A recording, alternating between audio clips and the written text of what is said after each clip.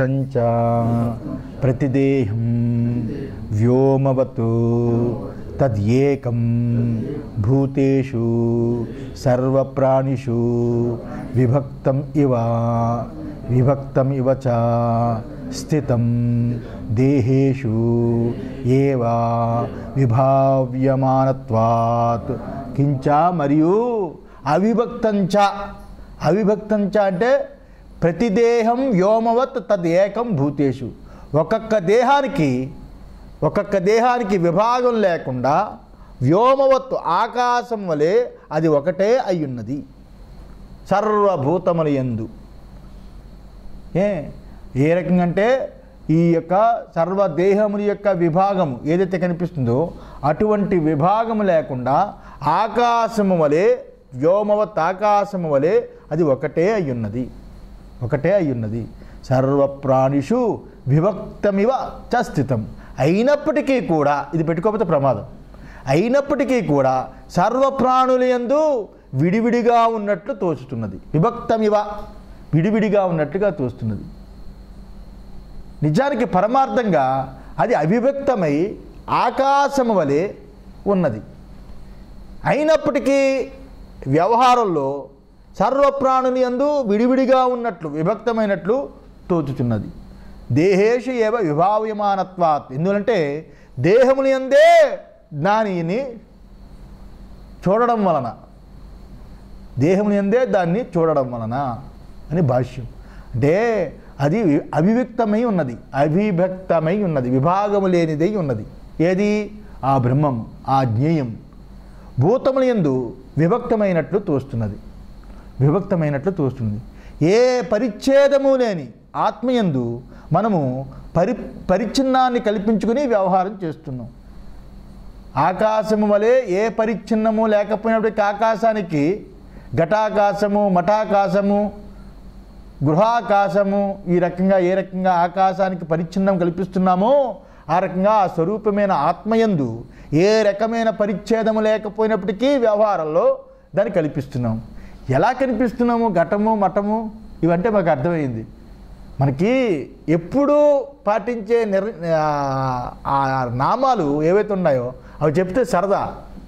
అందులో ఎలా పాటిస్తున్నాం మేము వ్యవహారంలో అంటే నేనుగా, నీవుగా, అదిగా, ప్రాణిగా, స్థావరంగా, అచేతనంగా అనేక రకాలుగా పాటిస్తున్నాం. అంతే కదా?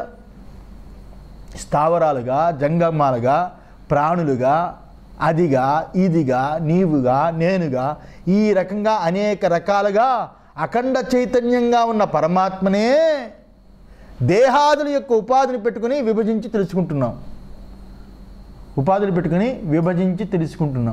అందువల్ల అయితే నిజమేమిటి? భూతాని విష్ణుర్భువనాని విష్ణు, వనాని విష్ణు, గిరియశ్చ విష్ణు అని శృతిలో ఉన్నది. భూతాని విష్ణుర్భువనాని విష్ణు అంటే భూతాలు విష్ణువే, భువనాలు విష్ణువే, అలాగే వనాలు విష్ణువే, గిరియశ్చ విష్ణువే, గిరులు కొండలు విష్ణువే, ఆ పరమాత్మే. అందులో భరతఖండమంతా నిజంగా ఒకటే అయినప్పటికీ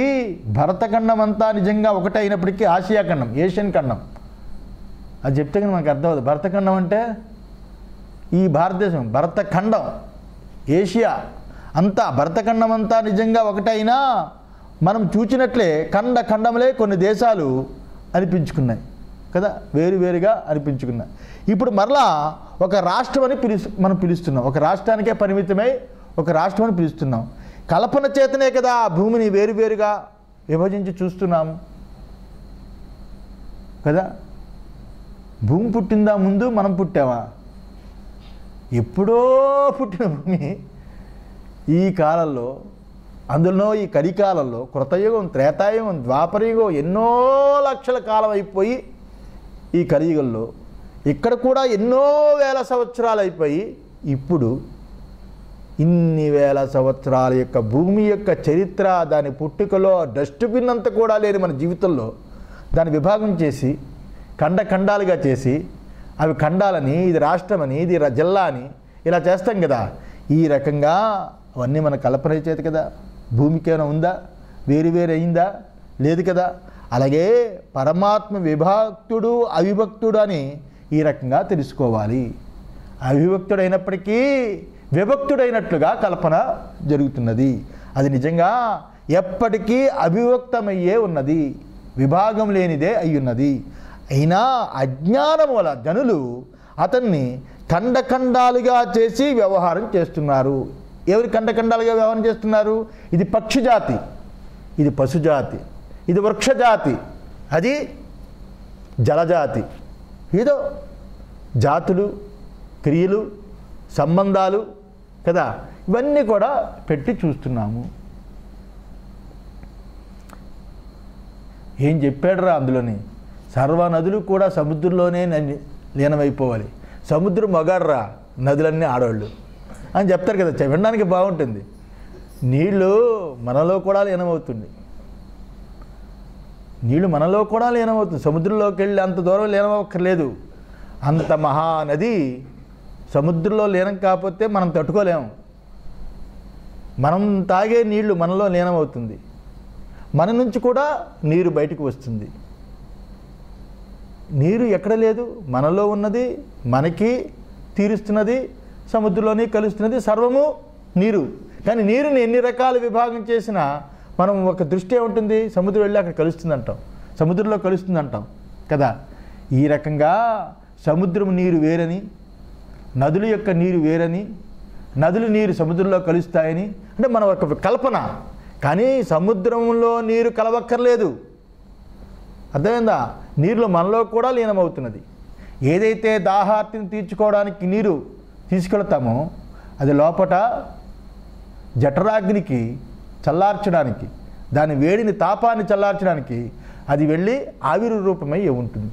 ఆవిరి రూపమై ఉంటుంది కాబట్టే చెమట రూపకంగా నీరు బయటకు వస్తుంది కదా, చెమట రూపకంగా బయటకు వస్తుంది కదా.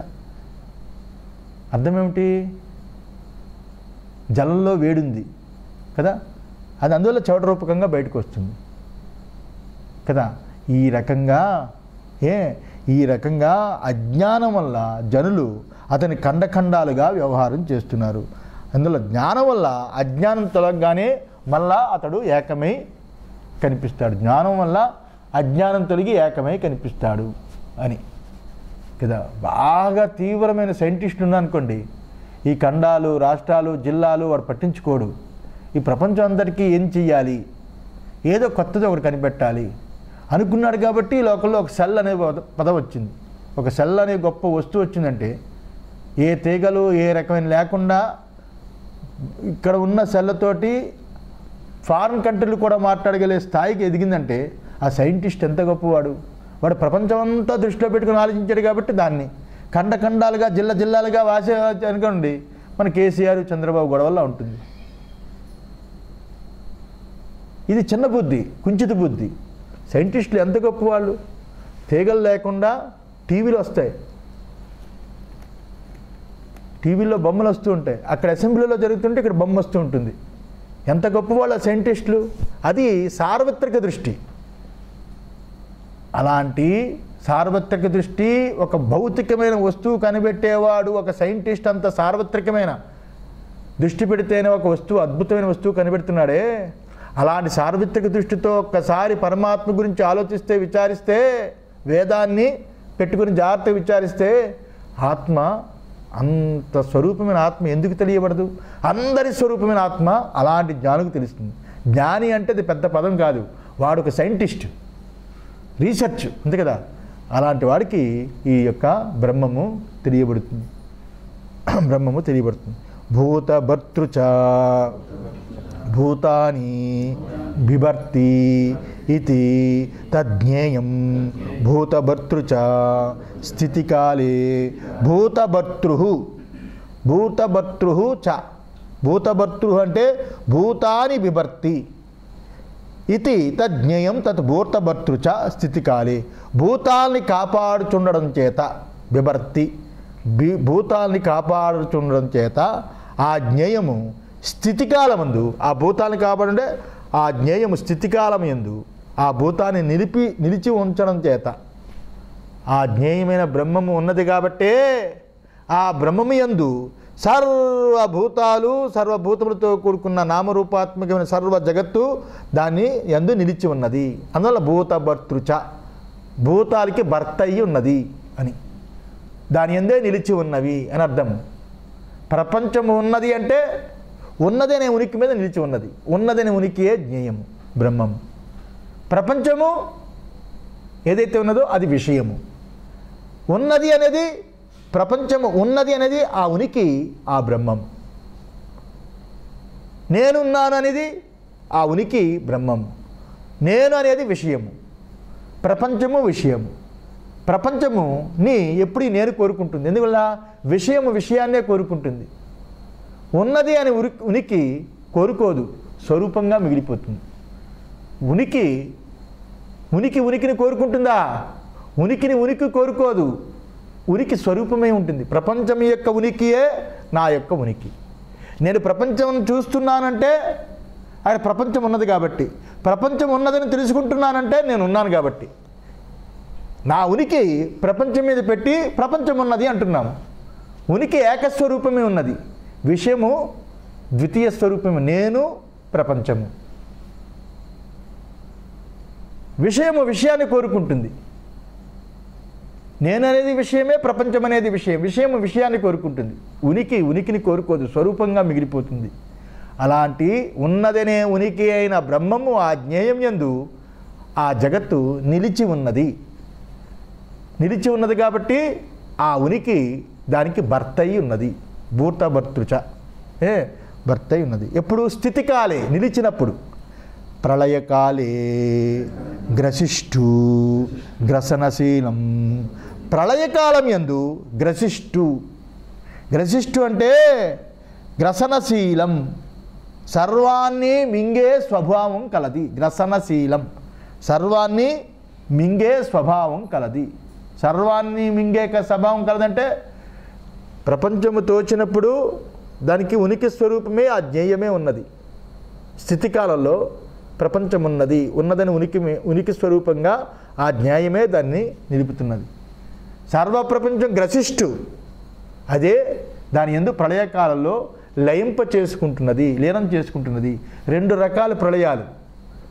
సృష్టి ప్రళయం, పౌరాణిక ప్రళయం ఏదైతే ఉంటుందో అది సృష్టికాలంలో ప్రళయం అని చెప్తారు.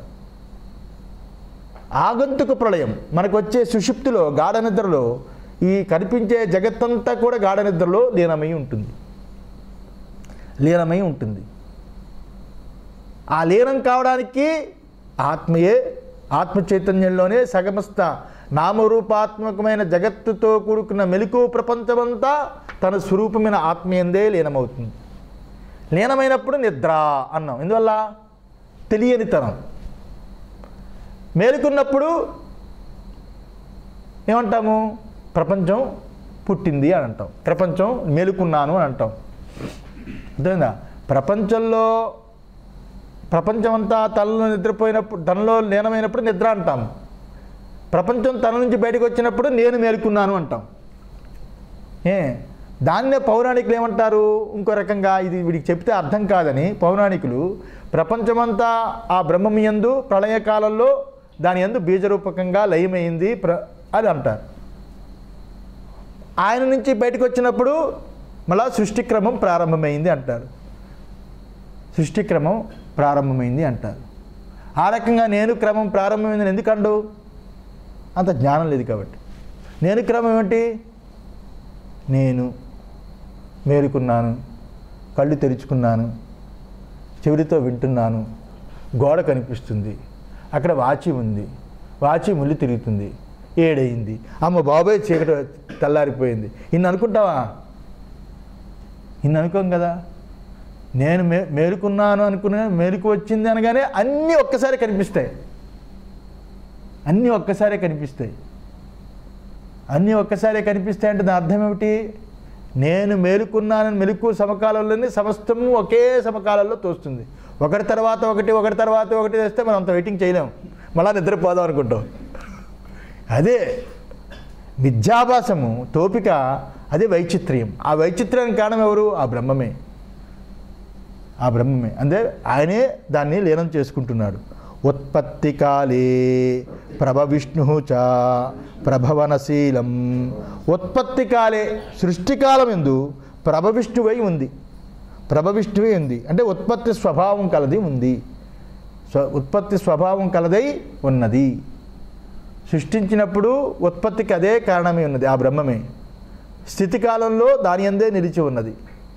అలాగే లీనమయ్యే సమకాలంలో లీనానికి అదే కారణమై ఉన్నది. సృష్టి స్థితి భంగములకి అదే కారణమై ఉన్నది. యథా ఏ రకంగా అంటే రజ్వాది సర్పాది మిథ్యాకల్పితస్య. ఏ రకంగా అంటే అసత్యంగా కల్పించబడిన సర్పాదులకి తాడు ఏ రకంగా కారణమో, తాడు యందు పాము పుట్టడానికి తాడే కారణం. తాడు యొక్క ఉనికియే పాము పుట్టడానికి కారణం. పాము నిలబడడానికి తాడే కారణం. పాము లీనం కావడానికి తాడే కారణం.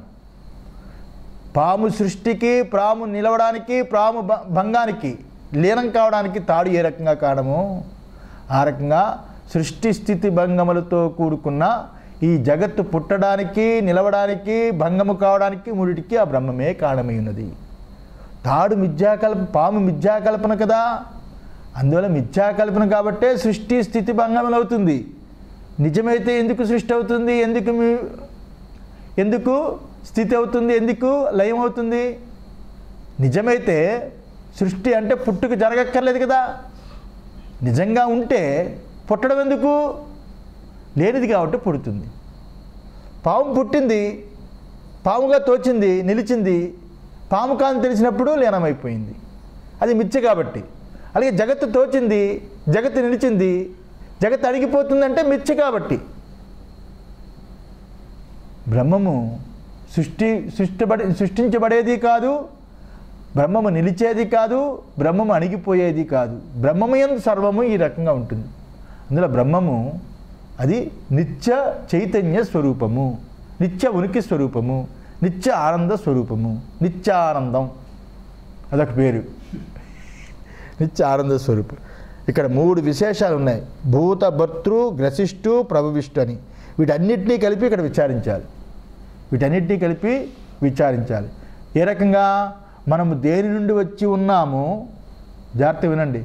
మనము దేని నుండి వచ్చి ఉన్నాము, దేని నుండి వచ్చి ఉన్నాము, దేని యందు ఉంటున్నాము, మరలా దేని యందు చేరిపోతాము, అది పరమాత్మ. మనం ఎక్కడి నుంచి వచ్చాము? వశిష్ఠ గోత్రం అండి. వశిష్ఠ గోత్రం ఎప్పటి నుంచి వచ్చింది అయ్యా నీకు అంటే, ఆ తల్లి తండ్రి గర్భం నుంచి బయటపడినప్పుడే కదా, ఆ తల్లి గర్భం నుంచి బయటపడే కదా గోత్రం, అంతే కదా. అసలు ఈ గోత్రానికి ముందు నీ సంగతి ఏంటి? నీదే గోత్రం? హరిగోత్రం. అప్పుడు ఏ గోత్రం లేదు కదా. అందువల్ల దేని నుండి పుట్టకముందు దేని నుండి వచ్చాము, దేని యందు ఉంటున్నాము,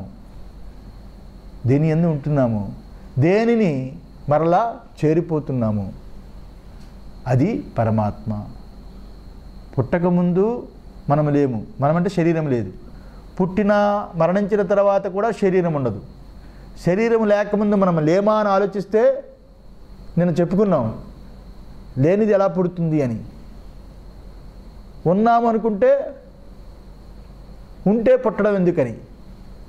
ఉంటే పుట్టనక్కర్లేదు, లేకపోతే పుట్టడం అనేది కుదరదు.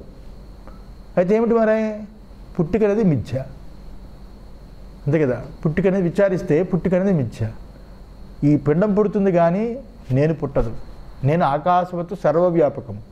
అలాంటి బ్రహ్మము యందు వచ్చినట్టుగా తోస్తున్నాము, దాని యందే నిలిచినట్టుగా కనిపిస్తుంది. మళ్ళీ దాని యందే లీనమై మళ్ళీ ఉపాధి కోల్పోగానే తనకు తానుగా మిగిలిపోతున్నాం. ఉపాధి లేనప్పుడు ఆకాశవత్తు సర్వవ్యాపకంగా ఉన్నాం. ఆకాశంలో కుండ తోచినప్పుడు ఘటాకాశం కనిపించుకున్నట్లు ఈ శరీరం వచ్చినప్పుడు నేను అని జీవాత్మ భ్రాంతితో ఉన్నాము. కొండ ప్రధ్వంసం అవ్వగానే మట్టిగా మారినట్లుగా ఆ ఆకాశం, కొండలో ఆకాశం తొలగిపోయినట్లు ఈ యొక్క శరీరం అనేది తొలగిపోగానే జీవత్వ భ్రాంతి తొలగి మళ్ళా ఆకాశవత్తు వ్యాపకమై ఉన్నాం. వ్యాపకం నుంచే వచ్చాము, వ్యాపకం ఎందే నిలిచాము, వ్యాపకంలోనే మళ్ళా లీనమైపోతాం. అందులో సమస్త జగత్తే ఆ రకంగానే సమస్త జగత్తే పరమాత్మనందు పుట్టి పరమాత్మ యందే ఉండి పరమాత్మ యందే చేరుతున్నది. ఇండివిజువల్గా ఆలోచిస్తే ఎంత కరెక్టో జగత్తంతటిని ఆలోచించినా ఆ రకంగానే. ఆఫ్టర్ ఆల్ ఇండివిజువల్గా ఆలోచిస్తేనే ఆ రకంగా వ్యాపకమైన దాని నుండి పుట్టి వ్యాపకమైన దాని యందు నిలిచి వ్యాపకంలో ఏ రకంగా లీనమైపోతున్నామో అలా సర్వ జగత్తుని వ్యాపించిన ఆ బ్రహ్మము నుండి జగత్తు పుట్టి దాని యందు నిలిచి దాని యందు అణిగిపోతున్నది. అందువల్ల ఆ పరమాత్మ బ్రహ్మము భూతభర్త, భూతభర్తృచ అన్నాడు కదా. భూతభర్తృ అంటే భూతభర్త, భూతాలన్నిటికీ అదే భరించేది. ఈ భూతములు ఉండినప్పుడు పరమాత్మ ఉనికి వల్లే ఉంటున్నాయి. ఆ బ్రహ్మము యొక్క ఉనికి చేతనే ఈ భూతములన్నీ ఉంటున్నాయి. వాటి యందున్న జ్ఞానము ప్రవృత్తి సుఖదుఖ భోగశక్తి అన్నీ పరమాత్మ నుండే వచ్చాయి. అందుకని పెద్దలు అంటారు కదా, వాడిని కన్నాను కానీ వాడు ప్రారంధానికి కనలేదండి, జ్ఞానం లేకపోతే నేను ఏం చేసేది అంటాం కదా. అందువల్ల అన్నీ ఆ పరమాత్మ నుండే, ఆ సుఖదుఖాదులు ప్రవృత్తి జ్ఞానము అన్నీ ఆయన నుండే వచ్చాయి. అతని వల్ల అతను నుండే వచ్చాయి. పరమాత్మే వాటికి గ్రసిష్ఠు అనేది రెండోది. అంటే అంతటిని మింగేవాడు అనేవాడు. అంతటి అంటే ఏమిటి అర్థము? అంతటిని మింగేవాడు అంటే అతడు మనల్ని మింగి తన యందు చేరిపోతాము. అతడు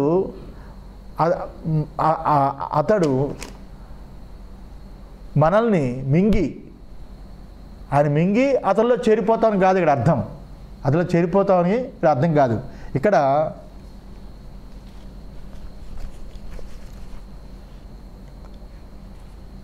జింకని తినిన పులి బేవ్ అని అక్కడ ఆ రకంగా తేనుపు తెచ్చుకున్నట్లుగా కాదని అర్థం. జింకను తిన్న పులి బేవమని అక్కడ తేనుపు తెచ్చుకున్నట్లుగా ఆ రకంగా బ్రహ్మయందు మనమందము గ్రసిష్ఠు లీనమైపోతే ఆయన మింగేస్తాడంటే ఆ రకంగా తేనుపుతో ఉంటాడని కాదు. అర్థమైందా? ఆ రకంగా తేనుపుతూ ఉంటాడని కాదు. మరి ఏంటంటే అవినాశనమైన దానిని పరమాత్మయే మింగివేస్తాడు. అవి నాశనమైనప్పుడు ఏవి? నామరూపాత్మకమైన జగత్ అవ్వచ్చు, నామరూపాత్మకమైన జగత్తులో ఉన్న మనం అవ్వచ్చు. మనం యొక్క నాశన సమకాలంలో అంటే మరణించే సమకాలంలో దాన్ని పరమాత్మే మింగివేస్తాడు అని అర్థం. పరమాత్మే మింగివేస్తాడు. మనం ఎక్కడికి పోతాం? మరణించిన తర్వాత ఎక్కడికి పోతాం? ఆయన దగ్గరికే పోతాం. పుట్టకముందు ఎక్కడున్నాము? ఆయన దగ్గరే ఉన్నాం. పుట్టినప్పుడు కూడా మా అమ్మ దగ్గర ఉన్నాం కాదు, ఆయన దగ్గరే ఉన్నాం. మీ అమ్మ, మా అమ్మ, మీ అందరి అమ్మలు, అందరి నాన్నలు అందరూ కూడా ఆయన యందే ఉన్నారు. ఆయన యందే పుట్టకముందు ఉన్నాము. మళ్ళా మరణించిన తర్వాత ఆయనలోనే చేరిపోతాం. అంటే అర్థం ఏంటి? ఉన్నది ఆయనే. అందువల్ల అతని యందే అవన్నీ అణిగిపోతాయి. పరమాత్మయే ఇది భూత గ్రసిష్ఠు. ఇక్కడ పరమాత్మే భూతముల యొక్క ప్రభవిష్ణు. అంటే మరలా అవి పుట్టినప్పుడు వాటిని పుట్టించినవాడు అతడే. అవి పుట్టినప్పుడు వాటిని పుట్టించేవాడు అతడే. ఇలా పరమాత్మ నుండే పుట్టుక, ఉనికి, నాశనము వీటిని పొందుతున్నాము మనము. అతనికంటా కొంచెము కూడా వేరుగా లేదు. సృష్టి స్థితి భంగములు ఆయనందే కలుగుతున్నాయి. జన్మాద్యస్య యతః అదే సూత్రం, బ్రహ్మసూత్రాలు రెండో సూత్రం. ఎవరి యందు సృష్టి స్థితి భంగములు కలుగుతున్నవో అని జగత్తుని వర్ణిస్తాడు. జగత్తులో వర్ణిస్తుందంటే అందులో మనం కూడా ఉన్నాం, మనం కూడా వర్ణించినట్టుగా అర్థం. అక్కడ కూడా స్వార్థంగా తీసుకుని నా గురించి చెప్తున్నాడేమో అనుకోకూడదు. జగత్తు గురించి ఎవరి యందు సృష్టి స్థితి భంగములు కలుగుతున్నాయి, ఇక్కడ కూడా అంత జగత్తు గురించి. ఎవరి యందు సృష్టి స్థితి భంగములు కలుగుతున్నాయో ఏమిటది? భూతభర్తృ గ్రసిష్ఠు ప్రభవిష్ఠు. ఈ రకంగా ఎవరి యందు కలుగుతున్నాయో అతనికంటా కొంచెముగా అవి వేరు కాదు. బంగారము యందు పుట్టిన నగ బంగారం యందే ఉండి చివరికి బంగారం యందే అణిగిపోయినట్లు, బంగారం యందు పుట్టిన నగ బంగారం యందే నిలిచి మళ్ళా బంగారంలో లీనమైనట్టు ఆభరణాలు అంటే అర్థం ఏంటి? ఆభరణం అంతా బంగారమే. ఎలా బంగారం కంటా వేరు కాదో ఆ రకంగా సృష్టి స్థితి భంగమని ఇక్కడ చెప్పాము అంటే ఆ సర్వము ఆ